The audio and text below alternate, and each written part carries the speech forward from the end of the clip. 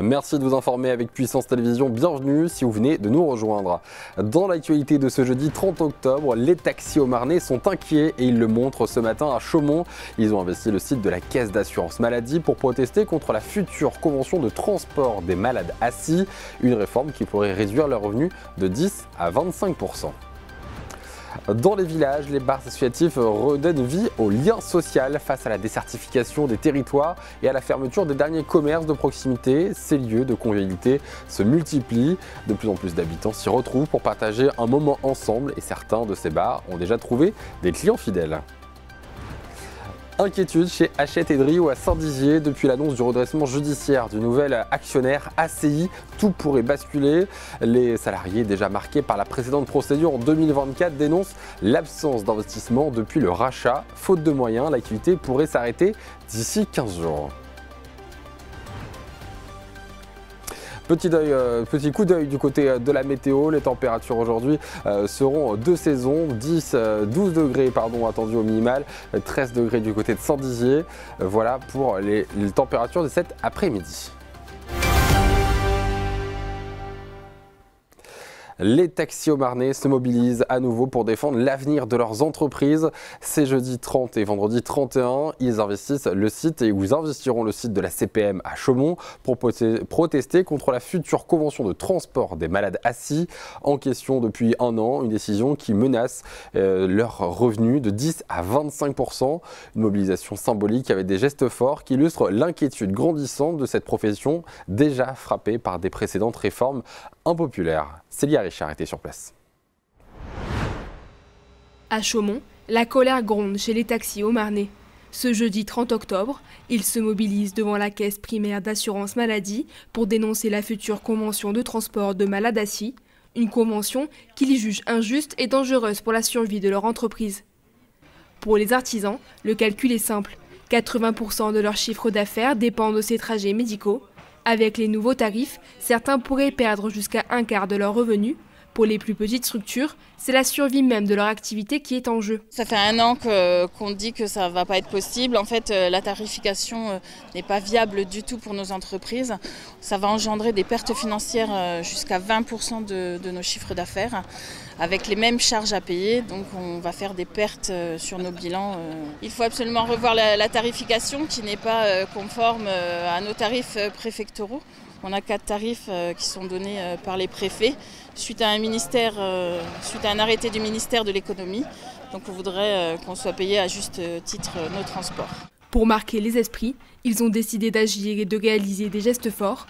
Ce matin, ils ont déposé un cercueil rempli de conventions signées pour faire ouvrir les yeux au gouvernement. Ce n'est pas la première fois qu'ils manifestent. En décembre 2024, puis en mai 2025, les taxis étaient déjà descendus dans les rues de Chaumont. À l'époque, plus d'une centaine de véhicules venus de Saint-Dizier, Nogent et Langres avaient rejoint le mouvement. Ce 30 octobre, c'est une manifestation pacifique qui s'est tenue.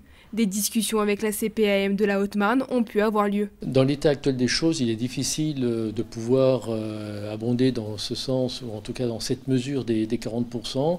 Il est certain que ça change la donne.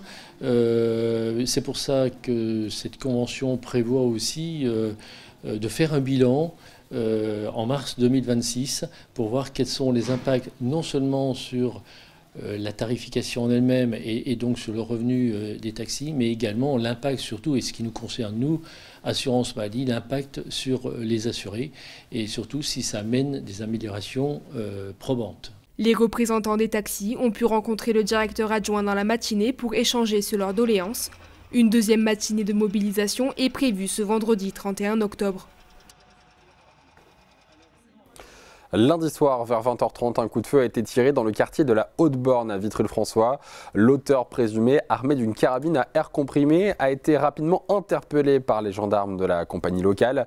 Heureusement, aucun blessé ni dégâts n'est à déplorer, mais l'homme a été placé en garde à vue et présenté ce mercredi devant un magistrat au tribunal judiciaire de Châlons-en-Champagne.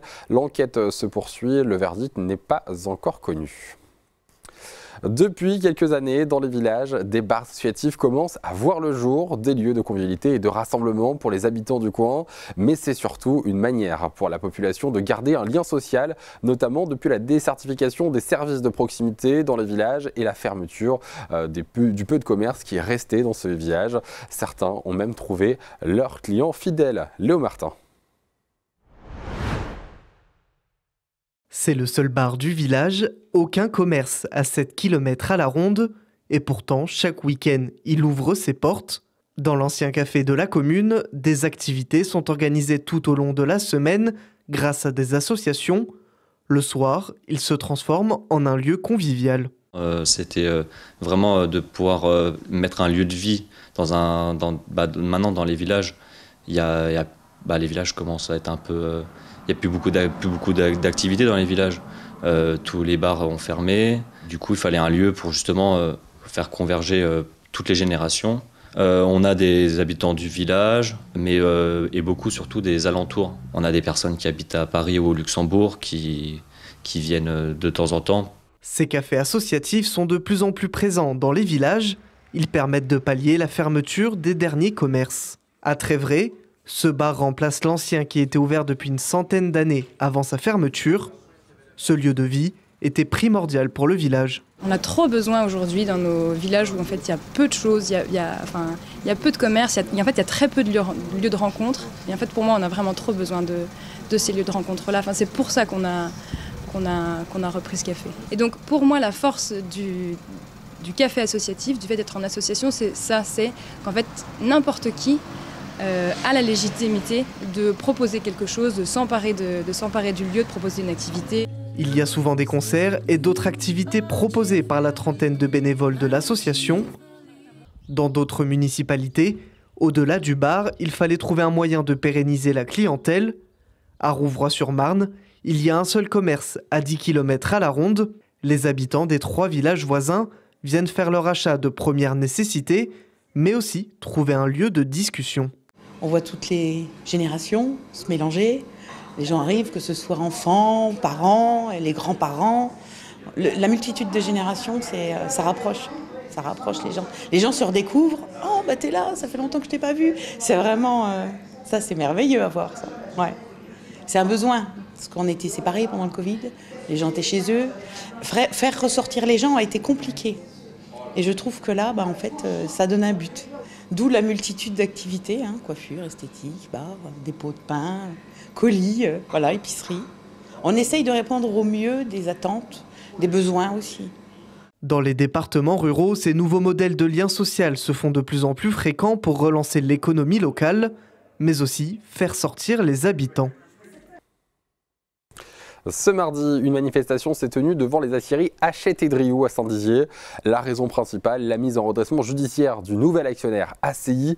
Pour rappel, l'entreprise avait déjà été en redressement judiciaire en décembre 2024 avant d'être rachetée. Pourtant, les nouveaux dirigeants n'ont pas versé 1 euro dans l'entreprise depuis leur arrivée. Les employés devaient alors s'autofinancer. Mais d'ici 15 jours, l'activité pourrait être à l'arrêt total suite au manque de moyens. Le maire de la ville parle de cette fonderie comme la plus belle d'Europe, en citant également que l'industrie fait partie de l'ADN Bragard. Nous devons alors la défendre avec détermination. Regardez ce reportage réalisé par Léo Martin. Des pneus qui brûlent et une distribution de tracts aux automobilistes. Ce mardi 28 octobre, une cinquantaine de manifestants se sont réunis devant les aciéries Hachette et Drioux. Déjà placée en redressement judiciaire en décembre 2024, l'entreprise avait été rachetée en février 2025, mais depuis quelques semaines, les nouveaux actionnaires ont à leur tour été placés en redressement judiciaire, ce qui inquiète les employés et les syndicats. Mais la situation, oui, pour nous, est faux. La liquidation, on est prêt, quoi. Voilà, ça c'est une certitude, je suis quasiment sûr. Puis les salariés, oui, ils sont résignés, parce qu'on sait qu'on va aller au tas, quoi. Par contre, oui, peut-être qu'on sera en redressement judiciaire, ça fera comme au mois de décembre, il y aura peut-être un repreneur. C'est possible, ça c'est possible. Mais qui ? La situation économique est également compliquée pour l'entreprise. Plusieurs milliers d'euros de dettes et une entreprise qui doit s'autofinancer sans que les actionnaires leur versent de l'argent. On perd de l'argent, si l'actionnaire regarde notre truc historique, depuis 2016, quand c'est le groupe SIF, le groupe SIF a toujours injecté de l'argent tous les ans, quoi. C'est-à-dire, à l'heure actuelle, pour moi, voilà, il faut au minimum qu'on fasse tous les mois au moins 3 millions d'euros de chiffre d'affaires. Actuellement, depuis le mois de mars, on ne l'a jamais fait. Au maximum, on l'a fait 2,5 millions. Donc, si le repreneur voit cette chose-là, automatiquement, il fera un PSE. Ou soit le PSE soit fait par l'État, et après le repreneur prend l'entreprise. Un cortège s'était lancé en début d'après-midi jusqu'à la mairie de Saint-Dizier. Plus de 240 salariés sont impactés par cette nouvelle mise en redressement judiciaire. Ils ont été reçus à l'issue de la manifestation par Quentin Brière, maire de Saint-Dizier. La situation est celle que je viens d'évoquer avec l'ensemble des salariés qui étaient présents. Elle est inquiétante. Elle est inquiétante parce que le groupe ACI qui avait promis Monts et Merveilles n'est pas du tout au rendez-vous pour des raisons que j'ignore aujourd'hui et qu'on ignore, peu importe. En tout cas, on est la plus grosse usine de ce groupe ACI. Donc nous devons avoir l'attention de tous les pouvoirs publics et moi c'est mon appel aujourd'hui au ministre de l'Industrie et au Premier ministre également, si on peut attendre des choses de leur part. Maintenant, ce que nous devons faire, c'est à très court terme trouver de l'argent parce que c'est une question de trésorerie. Les commandes sont là. Les salariés sont là, le savoir-faire est là, il nous faut de l'argent pour relancer l'usine. Et puis la deuxième chose, c'est à moyen terme, que va-t-on devenir? Qu'est-ce que les fonderies Hachette et Drio vont devenir? Et c'est ça mon sujet de préoccupation majeur. Si on doit être acheté par quelqu'un d'autre, alors il faut que ce soit le meilleur, parce qu'on a le droit au meilleur quand on a le meilleur en face. Moi, ma préoccupation derrière, c'est quoi? C'est les familles. Il y a 240 salariés encore qui sont présents, un peu plus même. C'est donc un peu plus de 240 familles qui sont concernées. Et ça, je ne veux pas qu'on puisse abandonner ces bragards qui sont là ou ces habitants de la communauté d'agglomération qui sont autour.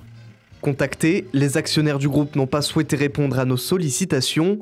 Pour le moment, une bonne partie des salariés n'ont plus d'espoir d'un repreneur dans les 15 prochains jours.